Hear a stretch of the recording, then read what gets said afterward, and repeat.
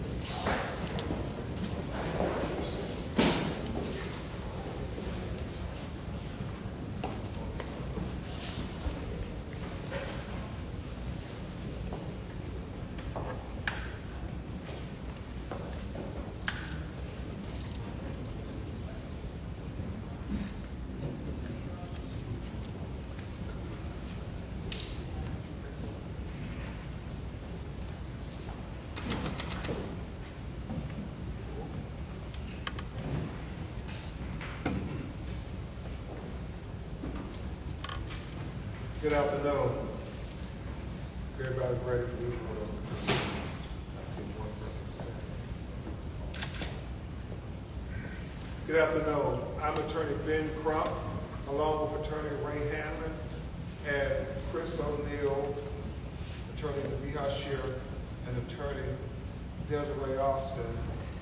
We have present with us two of the daughters of Malcolm and Betty Shabazz.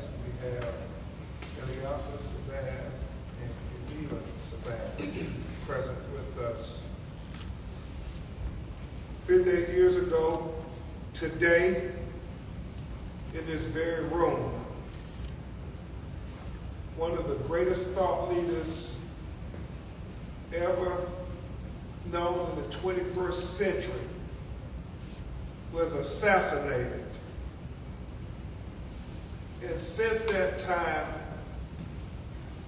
there has been speculation as to who was involved in the assassination of Malcolm X. We know on November 18th, 2021,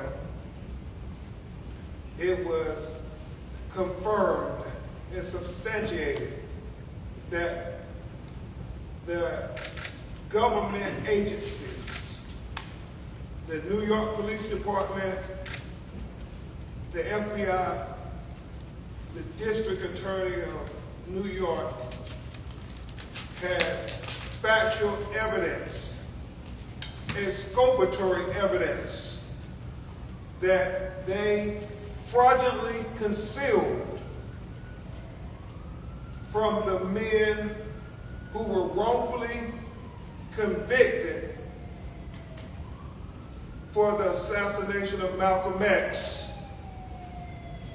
And they also fraudulently concealed that information, most importantly, from the family of Malcolm X. We know that based on their wrongful conviction, that the government settled the matter of Mr. Azir and Mr. Mr. Aziz for tens of millions of dollars. This is important for many reasons. One of the most important reasons, it gives Malcolm's daughters an opportunity to seek legal redress, finally, based on the government's admission that they concealed evidence involving the assassination of Malcolm X. The truth of what happened and who was involved has always been critical. So today, at Malcolm X and Dr. Betty Shabazz Memorial and Educational Center, we announce and give formal notice to the City of New York, the State of New York,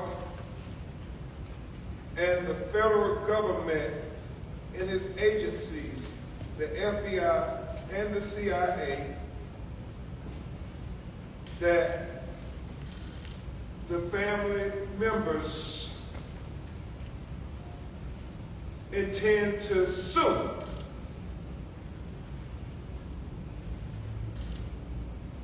bring a wrongful death lawsuit based on these new revelations that have now finally been substantiated. And the rhetorical question is this: if the government compensated the two gentlemen that were wrongfully convicted for the assassination of Malcolm X with tens of millions of dollars, then what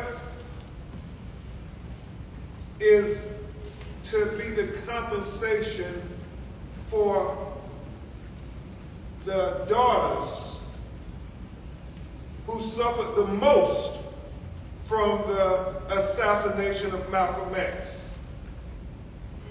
We intend to have vigorous litigation of this matter, to have discovery, to be able to take depositions of the individuals who are still alive 58 years later, to make sure that some measure of justice can be given to Malcolm X's daughters, who in this very room were present with their mother when he was shot at 21 times 17 bullets hitting him. If anybody deserves justice after these decades, it is these women. At this time, my most able co-counsel, who has been a champion for justice on many fronts, who I'm proud to stand with as we take on this historical endeavor for justice, will address you, and then you will hear remarks by one of Malcolm's daughters. But I give you my co-counsel, my friend, my brother, Attorney Ray Hamlin from New Jersey. Thank you. Good afternoon. When you think back all those years ago, 58 years ago, as Attorney Crump mentioned, there were two people here that fateful day. Two young girls at the time, who are now women, and for decades and decades and decades have had to live with the trauma of that day.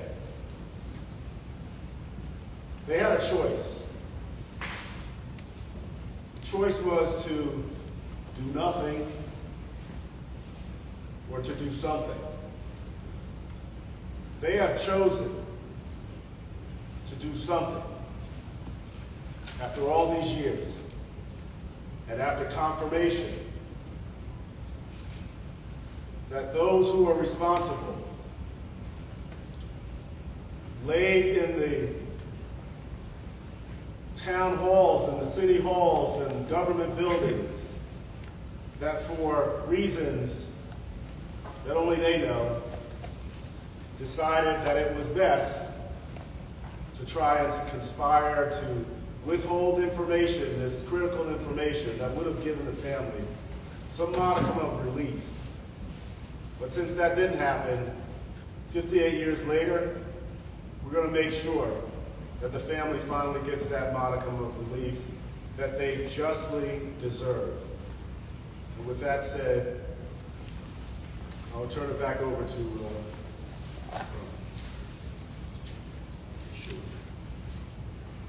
I'm going to have one of Malcolm's daughters,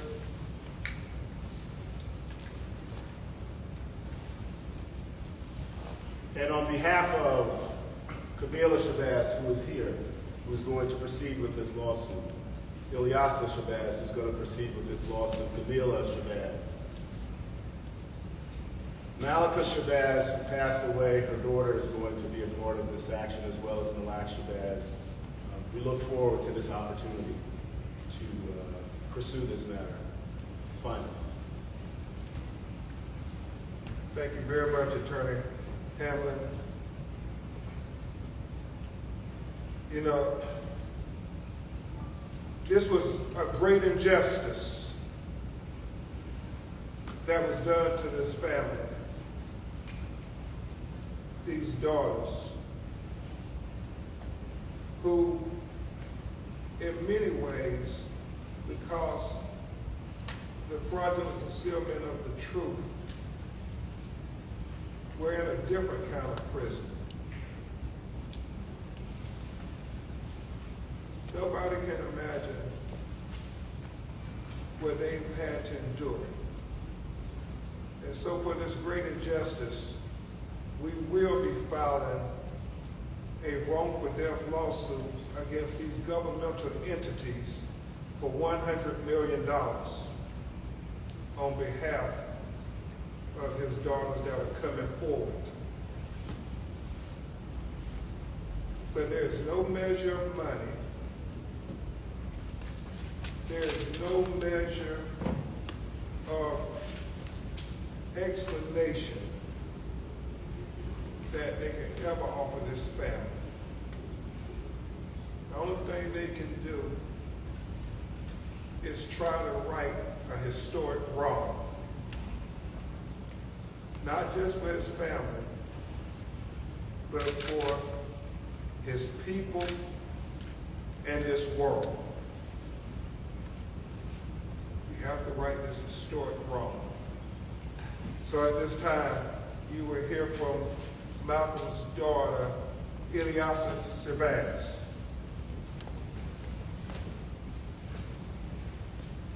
On February 21st, 1965,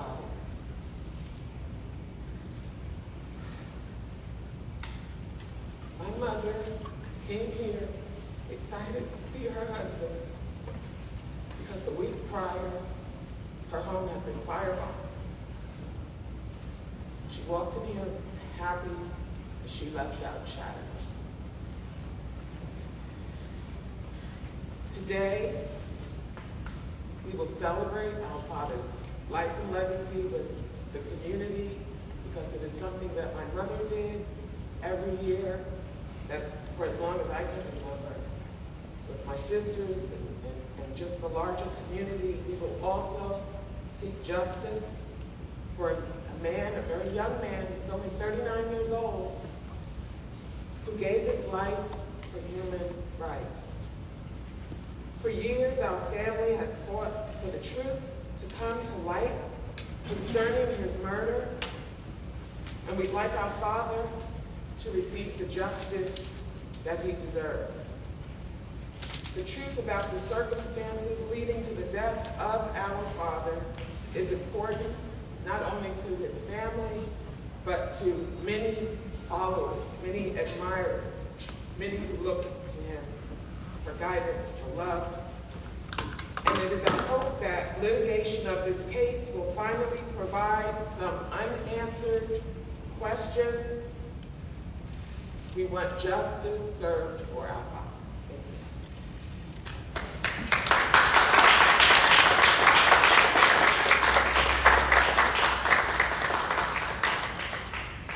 Thank you so much, Ilyasa.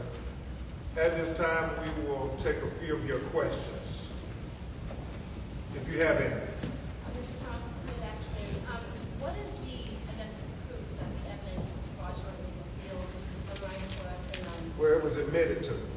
That's why they paid $36 million to the two gentlemen who were wrongfully convicted. Where can we find the documentation? You can get with the district attorney's office and the city who admitted that these gentlemen were wrongfully convicted and that there was exculpatory evidence that would have exonerated them that they did not release or reveal. And there are many things that are being put forth in our lawsuit that speaks to this factual evidence, things that many people have speculated over the decades but were not substantiated. We believe that now it can be substantiated based on the recent exonerations of those who were wrongfully convicted. Remember, J. Edgar Hoover, the head of the FBI, said on June 5th, 1964, do something about Malcolm X. In less than a year, he was assassinated. We think that the truth will finally come to light, and this family will finally get the legal redress that was due to them so many decades ago. Talking about justice delayed. Mr. Crump, to what degree, if any, has or is Mr. Halim helping, cooperating, or offering anything of substance to this effort? Well, we plan on taking depositions of many of the figures that were involved, either rightfully or wrongfully, in the assassination of Malcolm X. It's not just about the trigger men, it's also about those who conspired with the trigger men to do this dastardly deed that killed that 39-year-old young father. Do you believe you'll be able to depose him? Well, we believe we'll be able, with the force of law, to subpoena and depose any individual that has relevant information. That's what has never happened in the aftermath of the assassination of Malcolm X.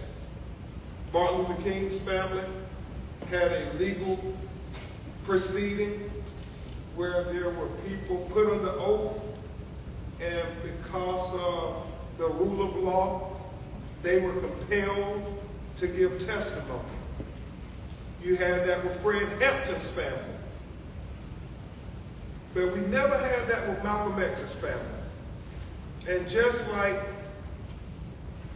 there are many who believe Martin Luther King was killed as a result of a conspiracy by the federal government and the local governmental entities, as well as Fred Hampton with the federal government and local governmental entities working in concert with one another. It is also believed that Malcolm X was assassinated at the will of governmental entities on the local level and the federal level. And we believe that them concealing this information is a big step in being finally able to reveal the truth of what happened in the conspiracy to kill Malcolm X. I don't know if you want that. Mr. Crump, the fact that this is a wrongful death lawsuit, are you suggesting or claiming that these government agencies were involved in the conspiracy to assassinate Malcolm X? That is what we're alleging, yes. In the King and Hampton cases, those are still officially inconclusive. Why do you feel that this case can lead to a conclusion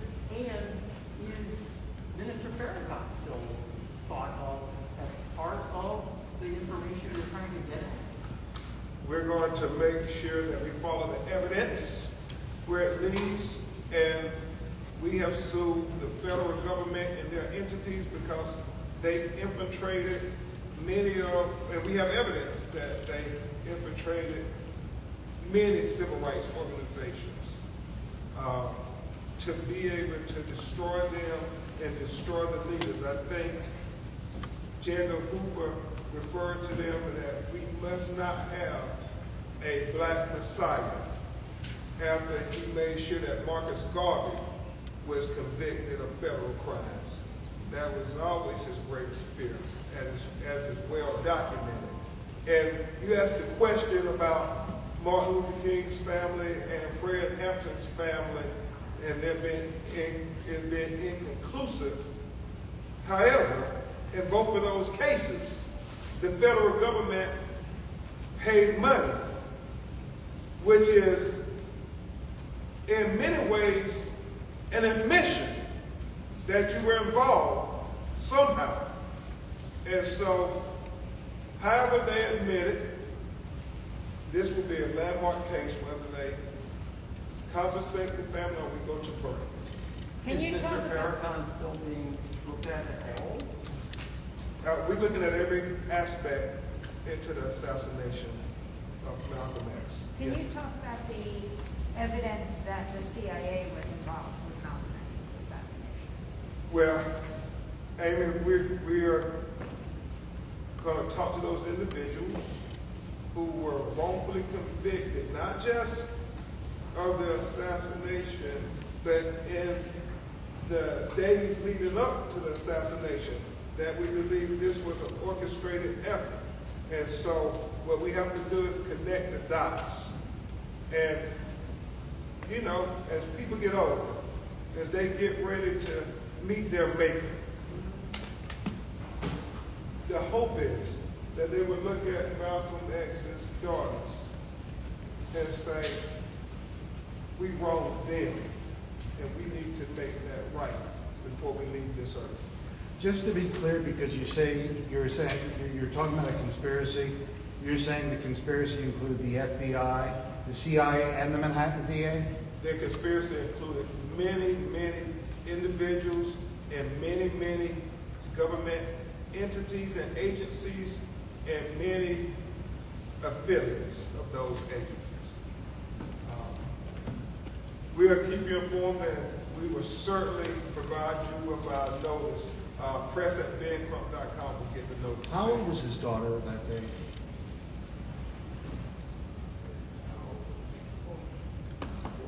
4.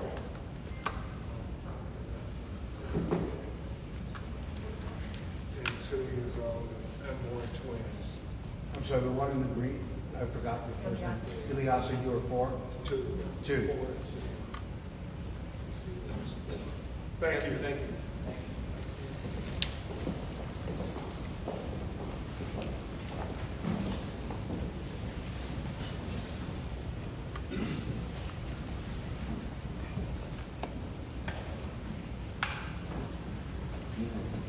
I know one of the convictions is overturned, the other conviction was overturned. I think both Both were done. there were 3. And we should work with that. 10.